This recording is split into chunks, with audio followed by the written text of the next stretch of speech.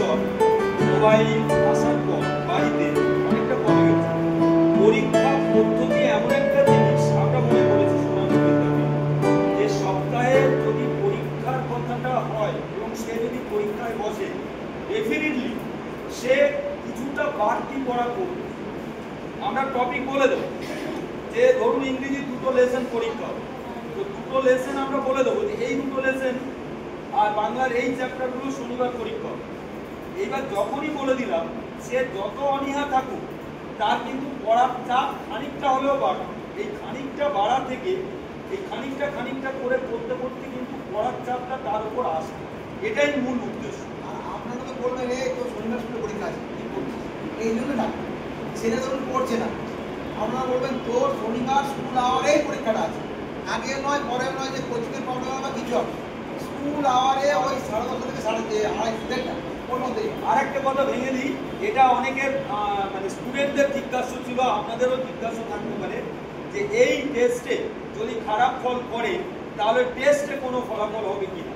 অনেকে ভয় পাচ্ছে যে এইগুলো করে যদি কম পায় টেস্টে অ্যালাউ করবেন, এরকম না। এটা ধরে নিন একটা করে ক্লাস টেস্ট, কিন্তু সেটা মাধ্যমিকের দিকে তাকিয়ে আমাদের অভিজ্ঞ স্যারেরা প্রশ্ন করবে, এটাই হচ্ছে ব্যাপার।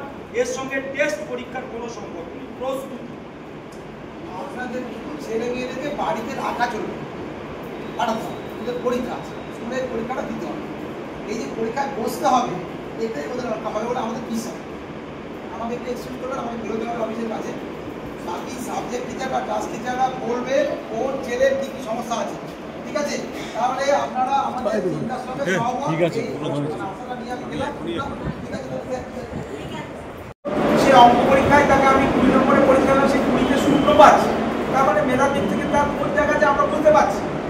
সে ইউনিট টেস্ট পরীক্ষাতে যে যদি সে 20-র মধ্যে 0 পায় আর এই 20-র মধ্যে 0 পায়, দুটোর মধ্যে পার্থক্য এখানে কি? এখানে আমার রেকটিফিকেশনের সুযোগটা রয়েছে, কিন্তু ওখানে রেকটিফিকেশনের সুযোগটা নেই।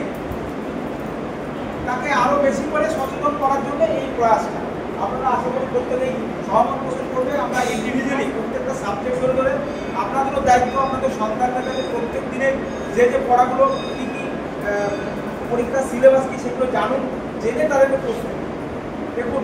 এখন শিক্ষার্থীর জীবনে শিক্ষক শিক্ষিকা যতটা না গুরুত্ব, তার বেশি তার বাড়ির পরিবেশটা অনেক বেশি গুরুত্ব। তার মা বাবা একটা প্রপার গাইডেন্স নেই।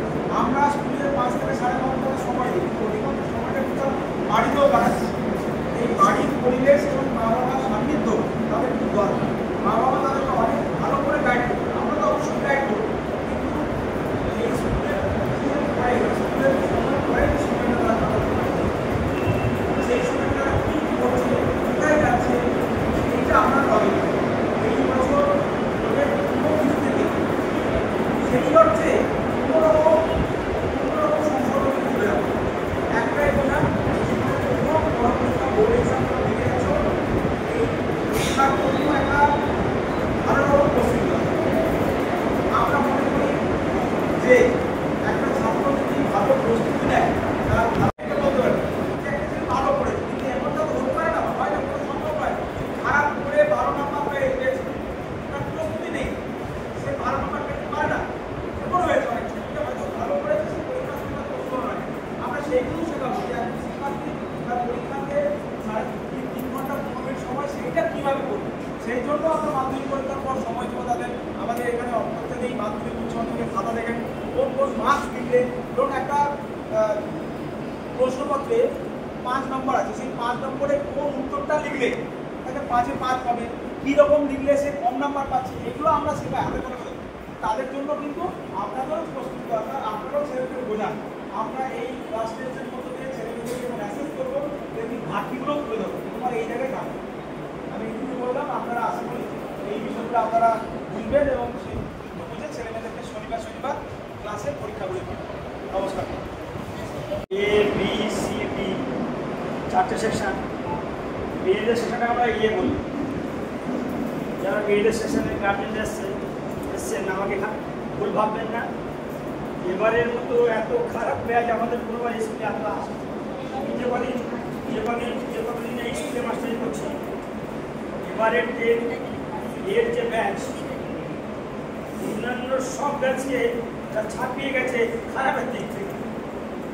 এরা 4-5টা মেয়ে হয়তো ভালো আছে, বেশিরভাগই খারাপ। খারাপ কি অর্থে?